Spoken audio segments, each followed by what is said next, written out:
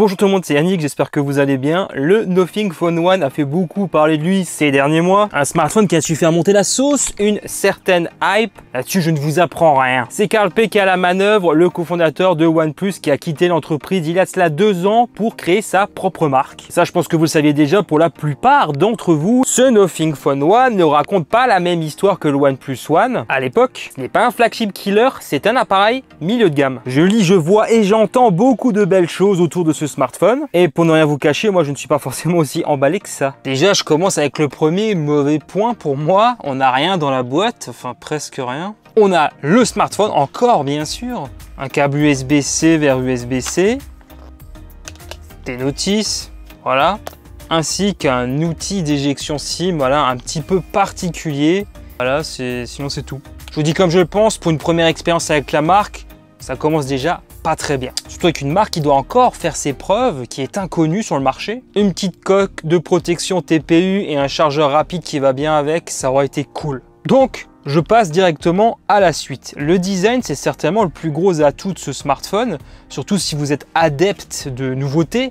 Pour une fois, on peut le dire, un constructeur arrive à proposer quelque chose de différent. Alors bien évidemment, ce sera une affaire de goût. Moi personnellement, je ne vais pas être un grand fan de ce dos transparent qui va notamment avoir comme désavantage d'attirer beaucoup les traces de doigts. Et ça, il en prend. Je peux comprendre qu'il puisse en séduire beaucoup. En tout cas, on peut s'en servir comme LED de notification XXL. Oui, le Phone One, ce petit truc en plus. Niveau prise en main, c'est très réussi. Les tranches plates y participent beaucoup. On a des coins arrondis. Donc là-dessus, c'est un grand oui pour ma part. Le placement des boutons est bien pensé. Le cadre est en aluminium. Un smartphone que l'on peut totalement utiliser à une seule main. C'est très bien pensé. Je m'attarde un peu sur le glyphe à l'arrière. Forcément, ce motif lumineux à l'arrière du smartphone pourrait d'ailleurs aussi servir à faire des photos. On sent une nette différence entre le flash traditionnel et l'utilisation de ce glyphe. Vous préférez quelle version, vous? Perso, celle prise avec le glyphe me semble meilleure, la lumière est mieux diffusée sur le visage,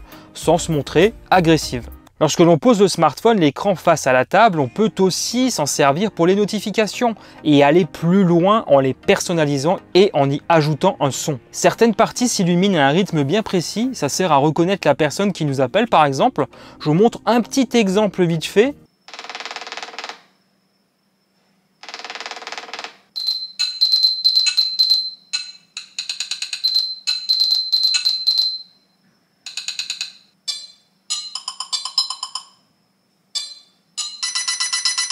Il y a aussi d'autres notions, comme avoir une jauge de batterie avec la barre inférieure du glyphe, lorsque l'on recharge le smartphone, ou encore avec Google Assistant. Pourquoi pas? Pensez-vous que ce truc est vraiment si utile que ça? Ce smartphone adopte un grand écran plat AMOLED, qui dans les faits, n'est pas parfait. Il est de 6,55 pouces Full HD+, au taux de rafraîchissement maximal de 120 Hz. Il est possible de faire certains réglages, notamment en ce qui concerne la colorimétrie, même si ces réglages peuvent se montrer un peu hasardeux. Et je trouve que la luminosité n'est pas très forte sur cet écran.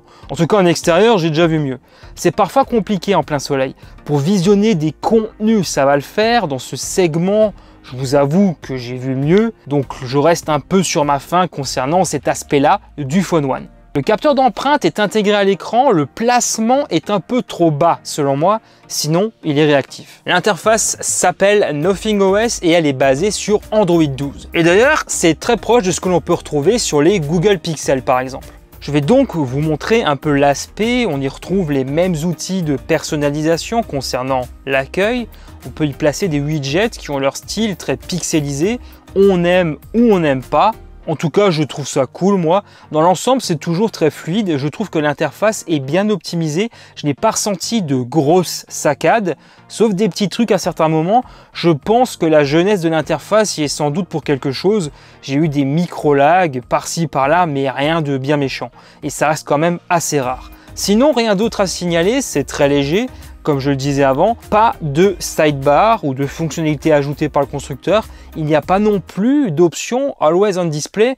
J'imagine qu'une future mise à jour l'ajoutera, enfin je l'espère quand même. Donc ça va rester assez fidèle à l'Android stock. Sinon, excellente chose, le fabricant promet jusqu'à 3 ans de mise à jour Android et 4 ans de mise à jour de sécurité. C'est assez rare pour le souligner. Ce qui m'amène à vous parler maintenant des performances. C'est un smartphone milieu de gamme, je le rappelle. On se retrouve avec une variante d'un socle que l'on retrouve dans pas mal d'appareils depuis l'année dernière. C'est le Snapdragon 778G+ compatible 5G qui offrira des performances honorables dans des tâches basiques. Réseaux sociaux, vidéo en streaming, navigation web bien sûr, des applications pas trop lourdes dans une certaine mesure. On pourra naturellement jouer à des hits 3D du Play Store en faisant tout de même des sacrifices en ce qui concerne la qualité graphique des titres.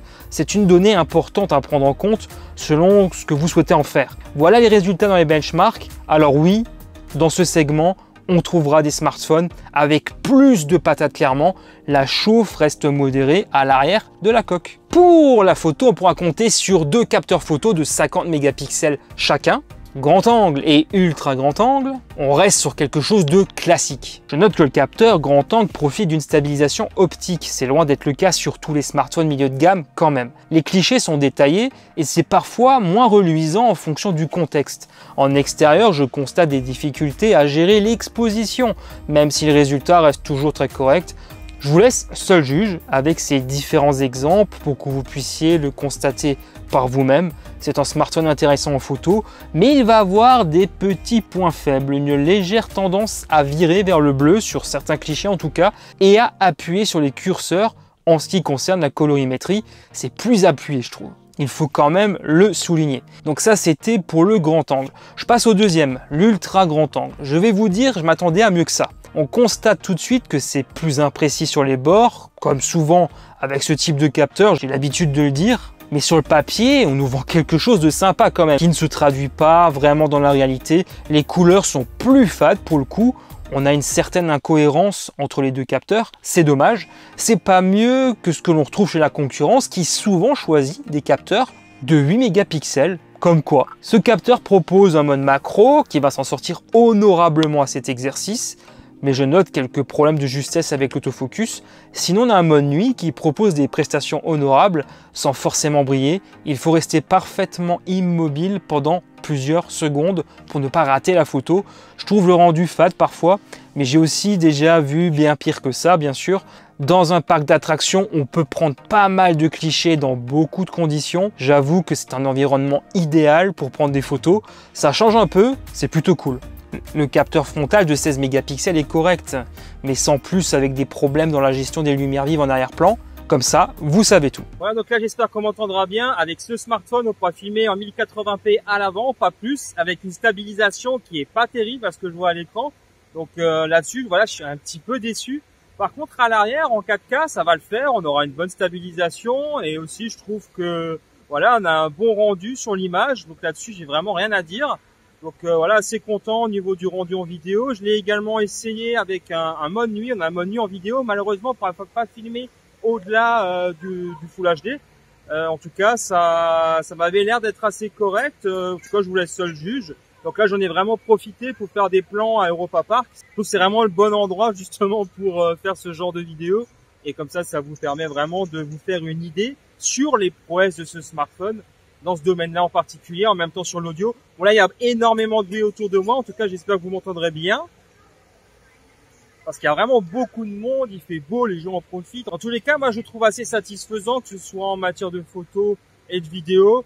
Après, voilà, je m'attendais peut-être un peu mieux, mais sinon, ça reste assez correct. Ce smartphone propose un son stéréo pas foufou, en s'appuyant sur le haut-parleur dédié aux appels et celui qui est situé dans la tranche inférieure. Il y a un fort déséquilibre, celui de la tranche inférieure est bien plus puissant. Je recommande de ne pas dépasser les 70% du volume, sinon ça va trop tirer vers les aigus. Et le son va manquer de clarté, donc ça c'est vraiment un point que je trouve très dommage, puisque aujourd'hui sur des smartphones vendus bien moins cher, on trouve une bien meilleure qualité audio.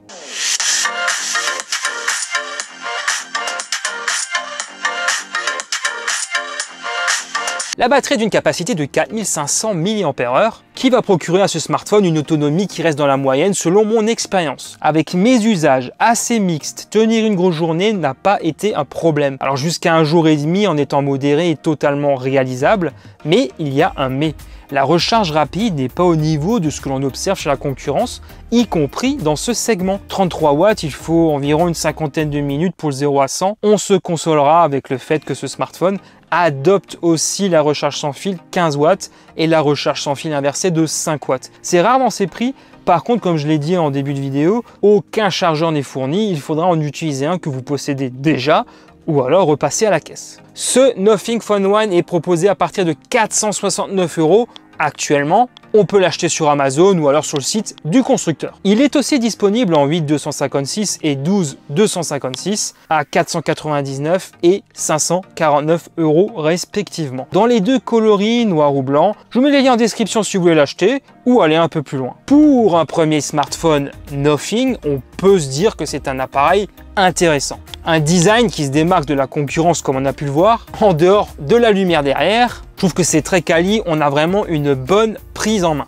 J'apprécie beaucoup cette promesse de suivi jusqu'à Android 15 il me semble. Après, ça reste un smartphone milieu de gamme qui pourrait manquer un peu de patate pour des utilisateurs un peu plus exigeants. L'autonomie est bonne mais la recharge rapide un peu limite en 2022. La photo et la vidéo, c'est dans la moyenne. Alors, après avoir passé au crible tous les aspects de ce smartphone, et ce que je disais d'ailleurs en préambule de cette vidéo, Nothing n'apporte pas pour moi en tout cas un nouveau souffle sur le marché du smartphone. Comme on avait pu le voir à l'époque avec OnePlus par exemple. Où là, c'était vraiment fou. Pour avoir vécu des lancements directement avec OnePlus il y a quelques années, c'était quelque chose quand même. Maintenant, concernant ce Phone One, je comprends pas vraiment cette hype qu'il y a pu y avoir autour de cet appareil. Pour moi, c'est un smartphone milieu de gamme, tout ce qu'il y a de plus ordinaire, avec un peu de lumière derrière, je vous l'accorde.